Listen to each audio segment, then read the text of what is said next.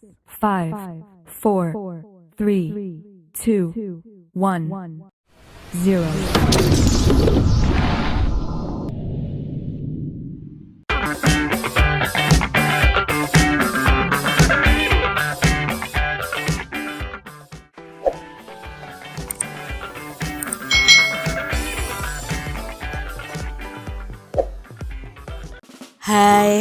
Hai, selamat datang di channel YouTube Kak Citra. Apa kabar adik-adik semuanya? Kak Citra berharap kalian dalam keadaan yang baik, sehat, dan siap untuk belajar ya. Hari ini kita akan belajar bersama-sama untuk mata pelajaran tematik kelas 2. Kita belajar di tema 4, hidup bersih dan sehat, subtema 3, hidup bersih dan sehat di tempat bermain, pembelajaran yang ketiga. Mari adik-adik kita belajar dengan penuh semangat ya. Dayu dan teman-teman membuat kerajinan. Mereka membuat karya membentuk dari tanah liat. Banyak benda yang dapat dibuat dari tanah liat. Apa saja kerajinan yang dapat dibuat dari tanah liat? Apa saja bahan dan alat yang dibutuhkan dalam membuat kerajinan dari tanah liat? Nah, adik-adik, di sini ada gambar kerajinan yang dibuat dari tanah liat ya. Ada teko, gelas, tempat pensil, vas bunga, ada juga patung ya atau boneka dari tanah liat. Di sini cara membuat kerajinan dari tanah liat adalah siapkan tanah liat dan air secukupnya. Ya, kalian harus siapkan tanah liat. Berikutnya, siapkan triplex atau papan kayu sebagai alas. Siapkan dulu gambar rancangan atau model yang ingin kalian buat. Tempatkan tanah liat itu di atas triplex atau papan kayu, sedikit demi sedikit. Pijat-pijat bahan hingga membentuk sesuai dengan bentuk yang kita inginkan. Tambahkan bahan jika kurang atau sebaliknya kurangi bahan jika berlebihan. Sempurnakan dengan alat bantu. Berikan sentuhan akhir dengan pembentukan detail atau dihaluskan. Ini cara membuat kerajinan dari tanah liat ya. Ini gampang-gampang, susah adik-adik. Kalian harus mencari tanah liat lalu memijat-mijatnya sesuai dengan keinginan kalian dan dibentuk sesuai dengan gambar rancangan atau model kalian. Nah, adik-adik, di sini Kak Citra punya beberapa contoh gambar tentang kerajinan yang dibuat dari tanah liat ya. Di sini contohnya ini ya, ada hewan ya, lalu ada daun, ada ini mungkin asbak. Seperti ini adik-adik cara buat kerajinan tangan dari tanah liat. Nah, ini ada alat bantunya adik-adik. Kalau pengrajin itu tidak hanya di atas papan triplex, mereka itu punya alat seperti kayu yang bisa berputar, sehingga ketika mengerjakannya itu diputar dan dibentuk dipijat-pijat. Ini alat bantunya ini namanya butsir ya. Butsir ini alat bantu untuk membuat kerajinan dari tanah liat. Dayu dan teman-teman telah selesai membuat kerajinan dari tanah liat. Coba amati gambar di samping adik-adik. Kerajinan Dayu berupa vas bunga. Vas bunga Dayu ini berbentuk prisma. Prisma merupakan contoh bangun datar. Nah, prisma itu memiliki tutup atas dan tutup bawah. Nanti berbeda dengan limas. Nah, adik-adik, nanti kita akan belajar juga tentang limas.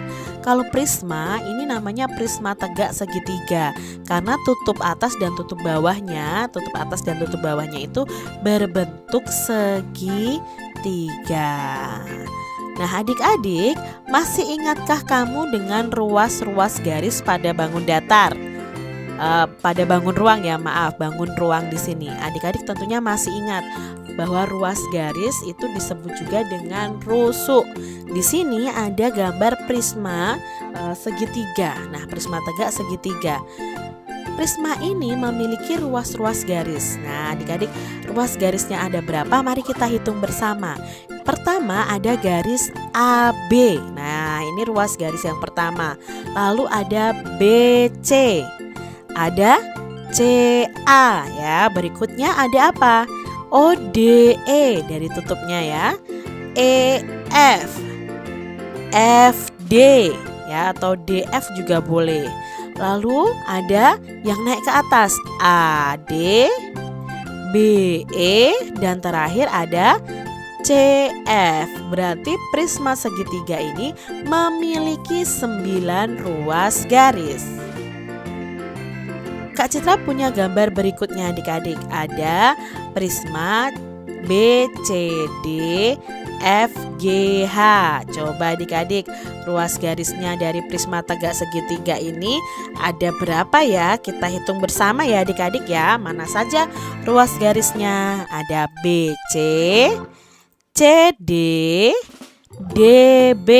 Lalu yang atas FG, GH, HF. Lalu garis yang ke atas adik-adik BF, C, G, dan DH. Berarti ada berapa adik-adik ruas garisnya atau rusuknya? Ya, ada 9. Berikutnya ada gambar ini, namanya adalah limas segi 4. Limas itu ujungnya itu meruncing adik-adik ya, tidak memiliki tutup atas, hanya memiliki tutup bawah. Ini namanya limas. Ada limas limas A, B, C, D, E. Nah, sekarang ruas garisnya mana saja? Yuk kita cari tahu. A, B, B, C, CD, DA. Apakah sudah selesai? Belum. Yang naik ke atas adik-adik, AE, BE, CE, DE. Nah, berarti ada berapa di sini adik-adik? Iya, ada 8. Gambar berikutnya ada, ini limas atau prisma adik-adik. Ayo.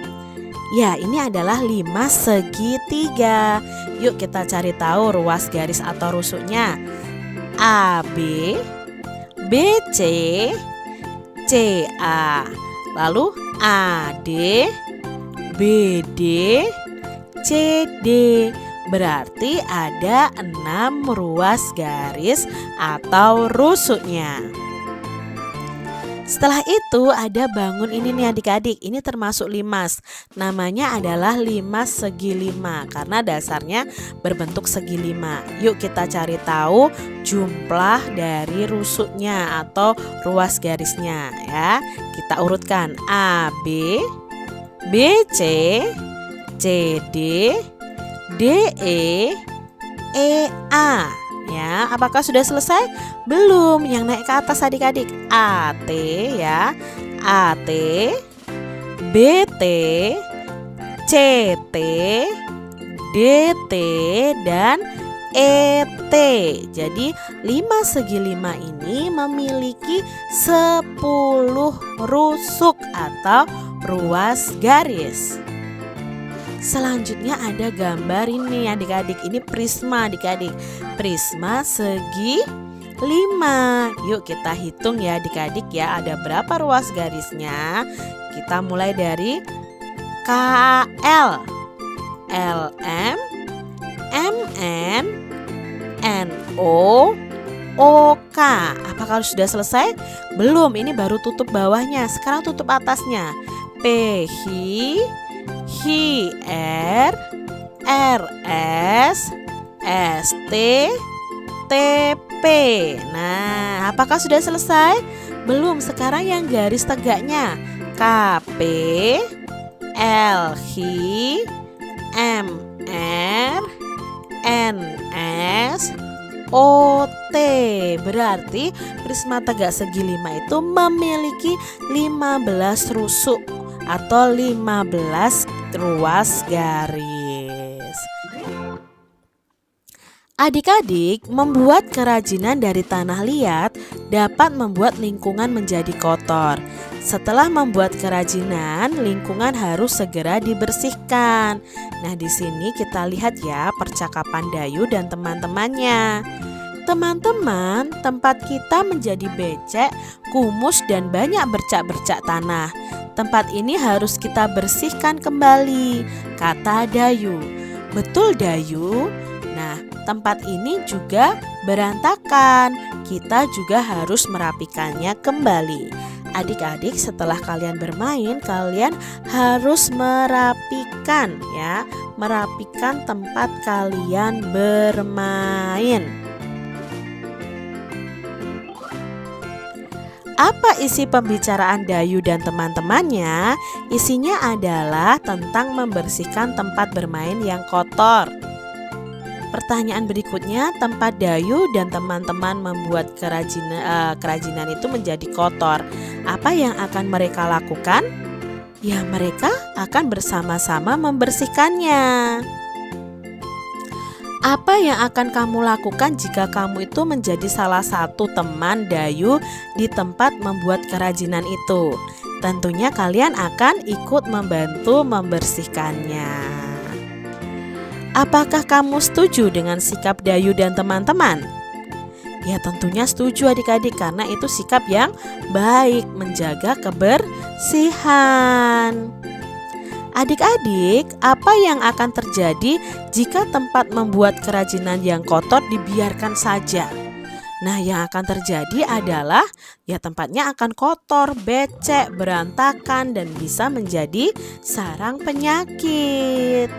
Di sini ada 3 kosakata yang akan kita pelajari makna atau artinya. Tadi ada kata becek. Becek itu artinya tempat yang berair. Lalu ada kata bercak. Bercak itu noda atau kotoran berupa bintik-bintik kecil. Sedangkan kata kotor itu artinya kotor dan tercemar. Jadi adik-adik tambah 3 kosakata lagi nih dengan artinya. Tempat yang kumuh dan becek harus dibersihkan. Tempat yang kumuh dan becek itu harus segera dibersihkan loh adik-adik. Tempat kumuh membuat lingkungan menjadi bau. Bau tidak enak akan membuat tempat tidak nyaman. Udara di sekitar menjadi tercemar. Pencemaran lingkungan bisa menimbulkan penyakit. Tempat yang becek juga dapat membahayakan diri. Tempat yang becek itu mengandung air. Jika tidak berhati-hati saat berjalan, dapat terpeleset dan jatuh. Kepala bisa terbentur ke lantai.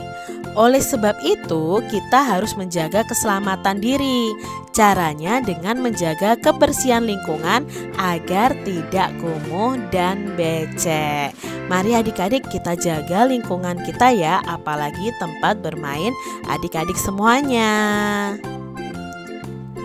Amati gambar berikut dan hubungkan dengan lingkungan di sekitarmu. Apa saja informasi yang kamu peroleh dari gambar?